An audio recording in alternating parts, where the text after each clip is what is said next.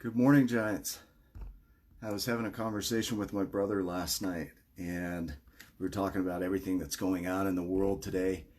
And he said something that I loved. I wanted to talk about that today.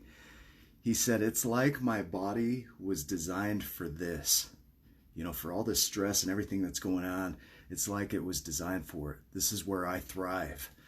And I thought about that. I'm like, man, maybe there's some truth to that. I want to look into that. I want to share that. So I've done some research this morning. I wanted to share this with you guys. I think this is amazing.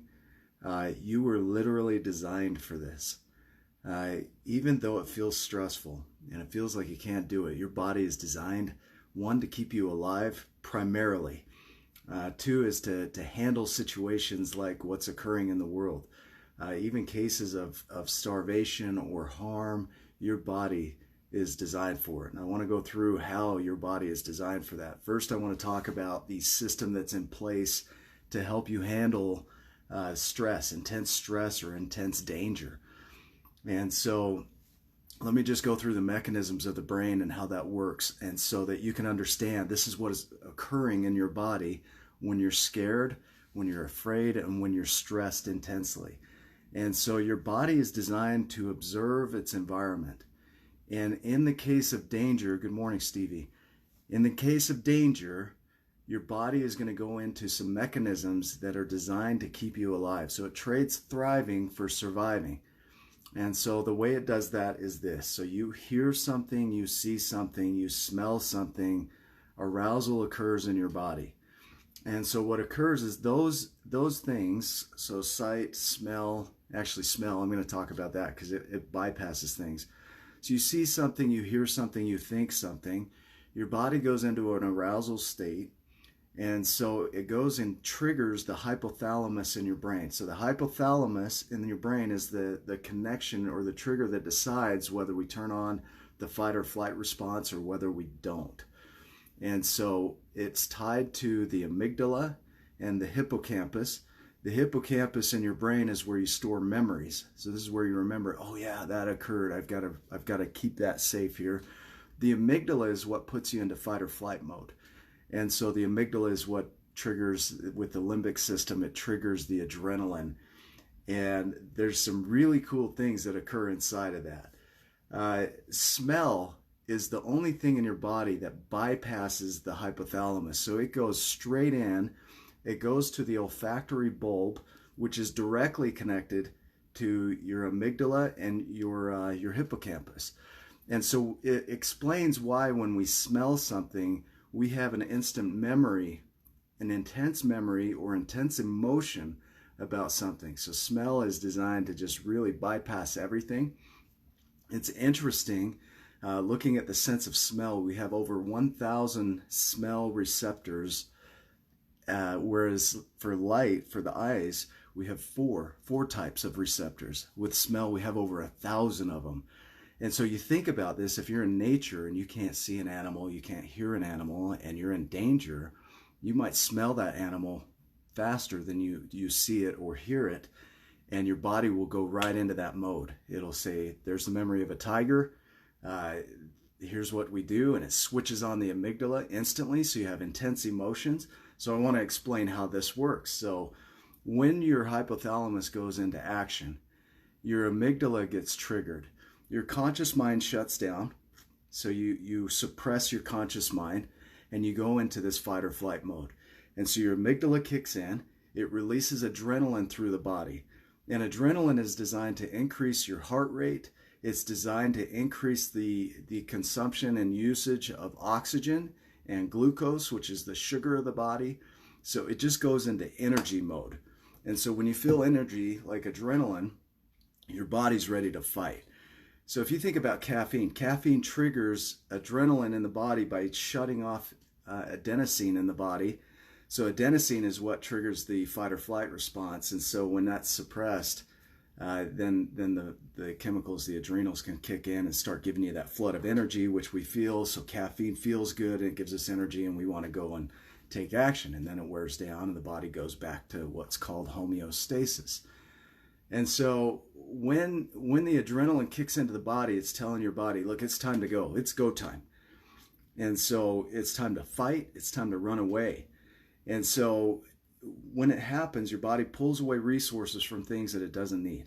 So your digestive system slows down, your sympathetic nervous system kicks in. So your sympathetic nervous system is the system of arousal. So that's what gives you that energy and that boost. The parasympathetic is what brings it back down to normal, to homeostasis. And so you're going to feel your heart beat faster. You're going to feel sweaty hands. You're going to sweat more throughout your body. Your digestion slows down. You'll notice that you start shedding weight. If I get excited or nervous, I have to pee a lot. And you might notice that you have to do that. And so that's pretty common, is you're just shedding the unnecessary. Your pupils dilate so that you could see better. Your hearing is increased. Your sense of smell is increased. Your immune system kind of slows down for a moment. So it puts that on pause. And your metabolism switches, so it increases. So you're just burning. And so you'll feel this flood of energy come in. And so that's what happens when the adrenals kick in. When we think we're in danger, we go into that fight or flight mode. The adrenals kick in, our body's just consuming energy, and we're just go, go, go. It's go time. And so you think about it, your whole body does this, whether you want it to or not, when you're feeling like you're in danger. And so what occurs, though, is that when that danger is persistent and consistent, the body switches from the adrenaline to cortisol. Now, cortisol is a steroid, and steroids are designed to reduce inflammation in the body. And so when the cortisol kicks in, that goes through the body and tries to bring it back down to a normal level. But increased levels of cortisol in the body then kind of reduce the levels of serotonin, your feel-good drug.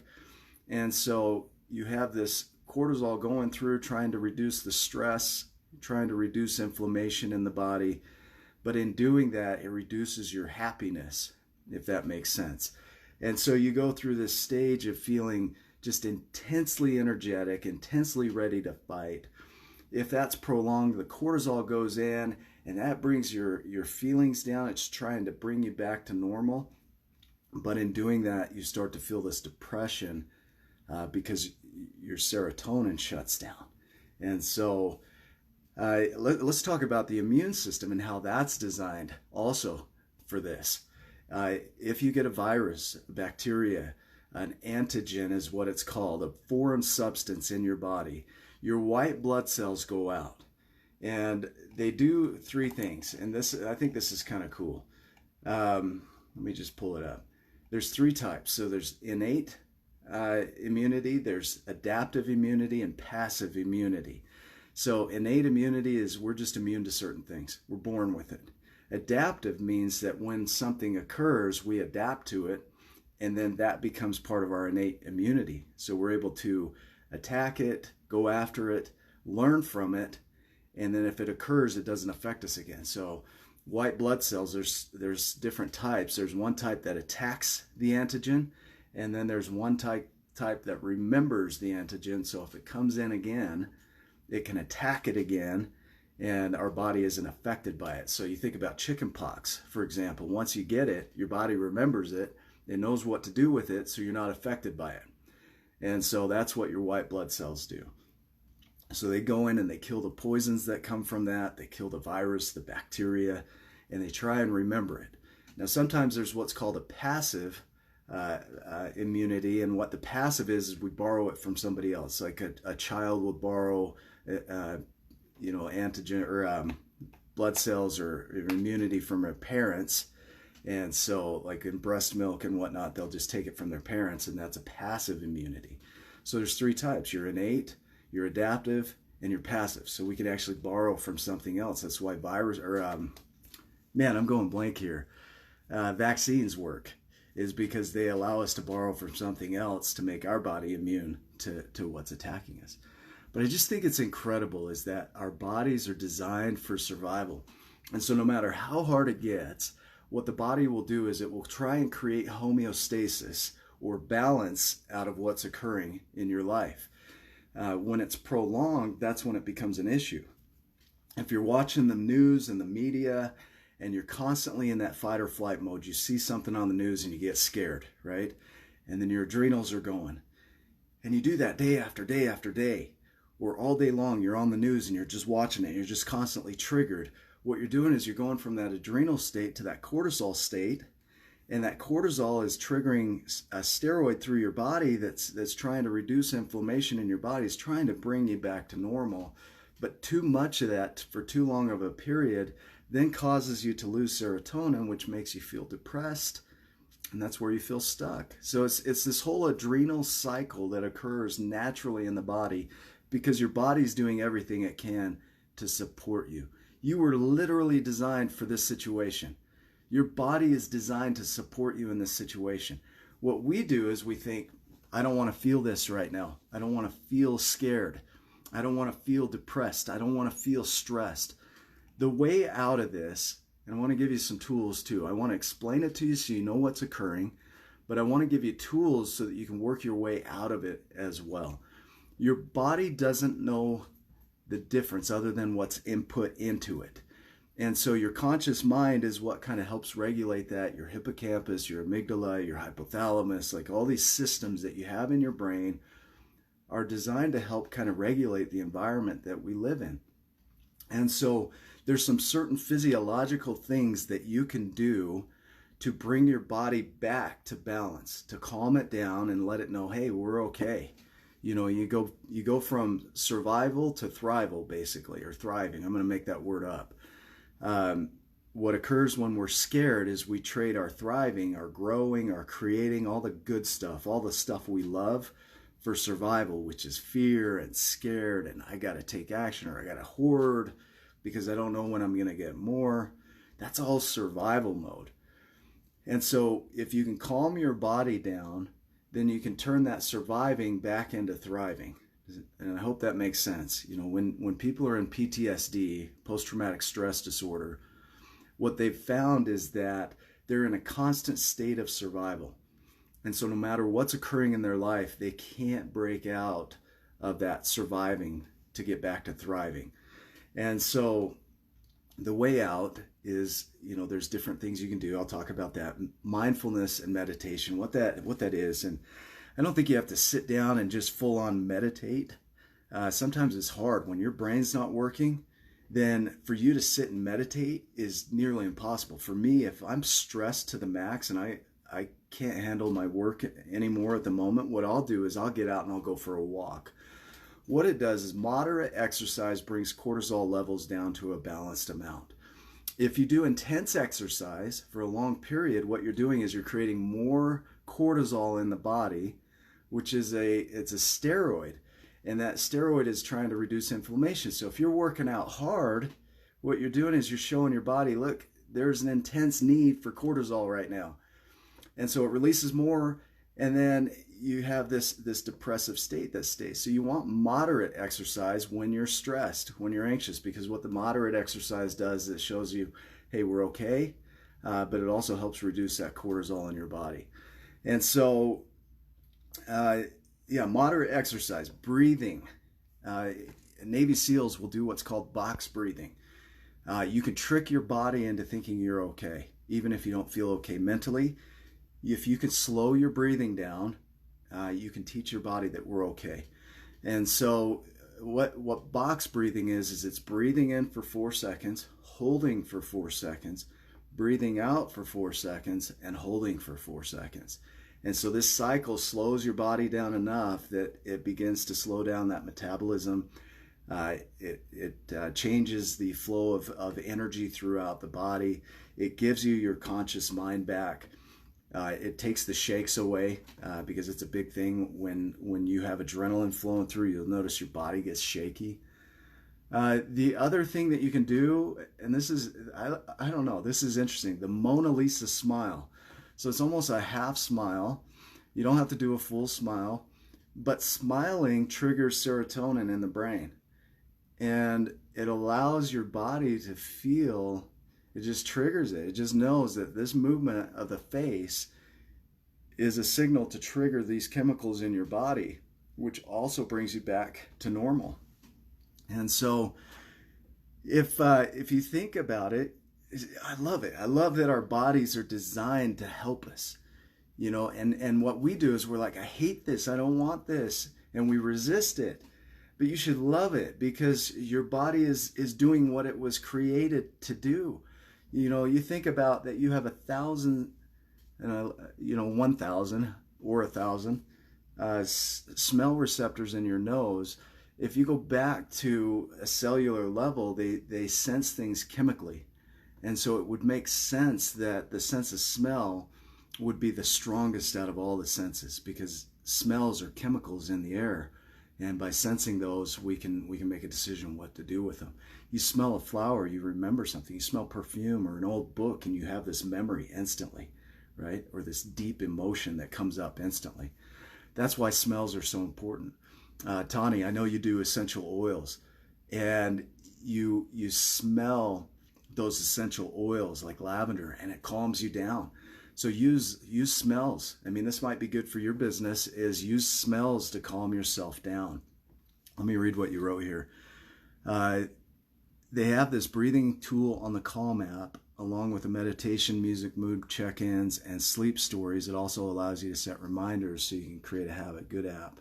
Yeah, it is. I've seen that before. That's awesome. Yeah, thanks for bringing that up. Tools like that, they're helpful because they help you get back into consciousness. They help your body to see, hey, we're okay.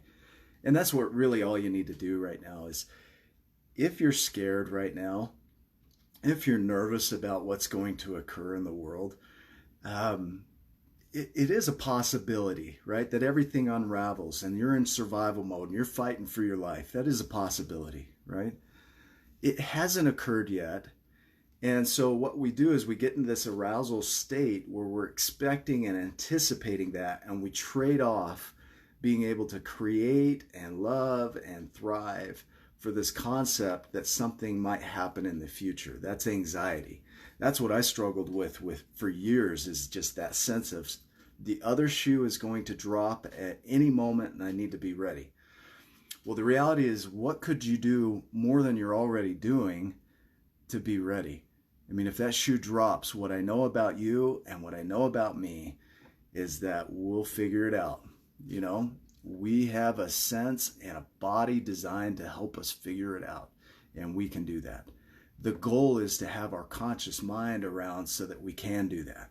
Because when you're in an aroused state, when you're scared, the conscious mind shuts down so that you can go into fight or flight mode. I hope that makes sense.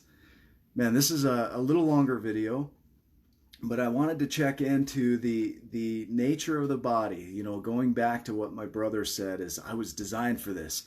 You were designed for this. I was designed for this. We were designed for this. This situation, this scenario. This is why humans survive, is because we were designed for this. Life is going to go on. You look at the number of people that are healing from this virus, right, that are surviving it. It's incredible. They talk about the numbers that have died from it. The amount of people that have actually recovered from this is probably 10, 20 times more than the people that have been affected by it, which I don't want to diminish that. The value of human life, I get it. But we focus so much on the negative that we outweigh the positive. And that's what occurs when we're in an excited and scared state, is that we focus on the negative because that helps us survive. It makes sense. So love that. Throw some love at that. Appreciate that, because could you imagine going through this without a system to support you? You have over, let's see, 1 trillion cells in your body and 7 billion atoms in your body. I mean, it's incredible what occurs in one human body. You have all these white blood cells and vessels and just everything that you need, organs, systems designed to protect your body and keep you alive. And so trust that, love that, speak about that, share that with others because they're afraid. Show them how to calm their bodies down so that we can all be conscious through this and make appropriate decisions through this whole thing. I hope this is helpful. I would love you to go out and make it a great day. If you have comments, share them. Share this video with friends and family if you have somebody that you think would benefit from it. And I will be back. I'll be back on the next video. So you guys make it a great day. We'll see you.